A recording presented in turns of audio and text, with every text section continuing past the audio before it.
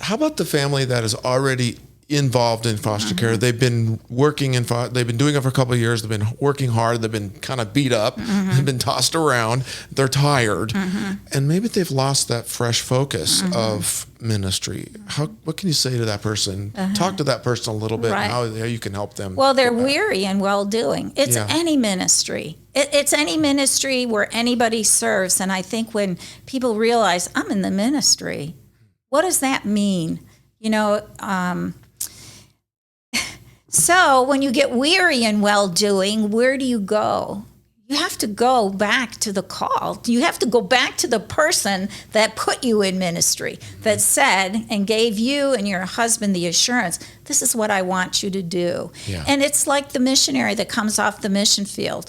They have furloughs. There are furloughs that missionaries take, and it's kind of like our foster families and our adoptive families, that they need a time of respite. They need a time to just regroup and recharge. So it's a little different between foster care and adoption, because you can't just, if you've moved into the ministry of adoption, that's a little different. But with the ministry of foster care, you do have that respite where you can. But even in adoption with our children from the system, that's why you have your family and friends. You have that place of support. Right. And even if you don't have children in foster care and adoption and regular, your own biological children, you take that time away where you as a couple can regroup and recharge. But I think a lot of times in weariness, because I've seen a lot of weariness in ministry and even in staff or things like that, you have to go back to your foundation. You have to go back to your place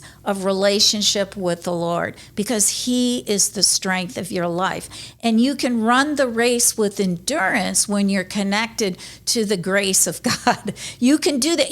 And that doesn't mean you don't get weary, because you do get weary. Like if you're a marathon runner or things like that, you sometimes you have to walk. Sometimes you have to step back and you can't run as fast and you have to walk. But it all goes back to spending that time, going back to the anchor of your soul, which is the Lord, and then getting refreshed there and getting around people that can encourage you and inspire you to keep moving forward. Yeah, and that's important to have that support group now, that support system now, and throughout the process. Right. And the nice thing about us, at Christian Family Care, we have support groups. Yeah. And our licensing specialists, the people that come alongside to help you fulfill your ministry, they're your cheerleader, they're your pastor, they're shepherd, helping you shepherd your call. Just like your pastor would be at the church if you wanted to serve in a ministry, or your ministry lead at your church. Your licensing specialist, not only the piece to help you get your license and the regulatory piece, but the place of shepherding that call,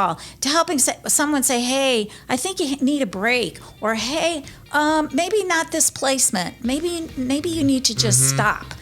Stop a minute and pause and things like that. And that role of the licensing specialist or the adoption specialist, they're there to equip you. They're there to shepherd your call. They're there to help you keep your life in perspective.